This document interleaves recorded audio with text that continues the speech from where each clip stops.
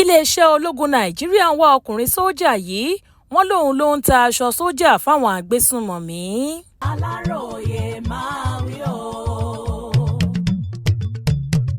bí àwọn arìnrìn-àjò bá rí àwọn sójà lójú ọ̀nà ìfọ̀kànbalẹ̀ ló máa ń jẹ́ fún wọn pé mímí kan ò lè mì àwọn ní sàkání àwọn jagunjagun ṣùgbọ́n ọ̀pọ̀ àwọn tó rìnrìn àjò pẹ̀lú nǹkan ìrìnsẹ̀ ni wọ́n ti ń dúró fáwọn agbófinró tó dá wọn dúró lójú ọ̀nà tán kí wọ́n tó mọ̀ wípé ọwọ́ àwọn adigunjalè tàbí ògbólógbòó agbésùnmọ̀mí ìlà wọn kò sí.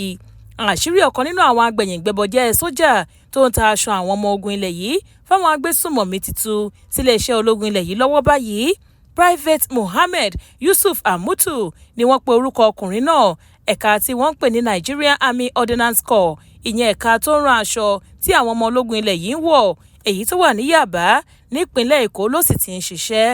lọ́jọ́bọ̀ Thursday ọjọ́ 23 oṣù keje ọdún 2026 yìí ni wọ́n kéde ọkùnrin sójà yìí gẹ́gẹ́ bí ẹni tí wọ́n ń wá ṣùgbọ́n ṣáájú àsìkò yìí ni Jagunlabi ti na pápá bora ó jọ wípé òun fúnra rẹ̀ ti mọ̀ wípé àkàrà òun ti tú sépo ní kété tó sì ti mọ̀ bẹ́ẹ̀ ló ti bá ẹsẹ̀ rẹ̀ sọ̀rọ̀ wọn kò sì gbúrò ẹni tó jọ títí tá a fi parí àkójọpọ̀ ìròyìn yìí gẹ́gẹ́ bí Aláròye ṣe gbọ́ lára akitiyan iléeṣẹ́ ológun ilẹ̀ yìí láti ṣẹ́gun ìpèníjà àwọn agbésùnmọ̀mí ló mú wọn bẹ̀rẹ̀ àwọn oríṣiríṣi ìwádìí pàápàá láti mọ ọ̀nà tí àwọn agbésùnmọ̀mí ń gbà rí nǹkan ìjagun ṣùgbọ́n nígbà tí wọn yóò fi bá ìrìn àjò ìwádìí ọ̀hún dé ẹ̀ka tí wọ́n ti ń ṣe aṣọ àwọn ọmọ ogun ọ̀nà àtìláwí ti jìn tèfètèfè nínú àtẹ̀jáde tó fi ṣọwọ́ sáwọn oníròyìn ìgbákejì alukoro iléeṣẹ́ ológun ilẹ̀ yìí ọ̀gágun Olúwatópẹ́ Àlùkò fìdí rẹ̀ múlẹ̀ pé láti bí ọ̀sẹ̀ méje sẹ́yìn ni wọ́n ti ń wá Àmútù nítorí láti ọjọ́rú Wednesday ọjọ́ 3 oṣù kẹfà ọdún yìí ni wọ́n ti rí ìgbẹ̀yìn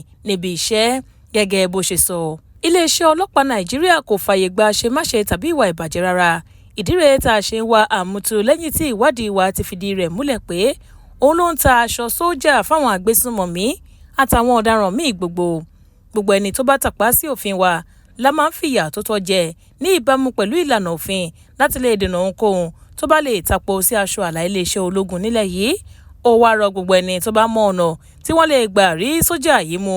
láti kàn sí ẹ̀ka iléeṣẹ́ ológun Nàìjíríà tó bá súnmọ́ wọn níbikíbi lórílẹ̀‐èdè yìí.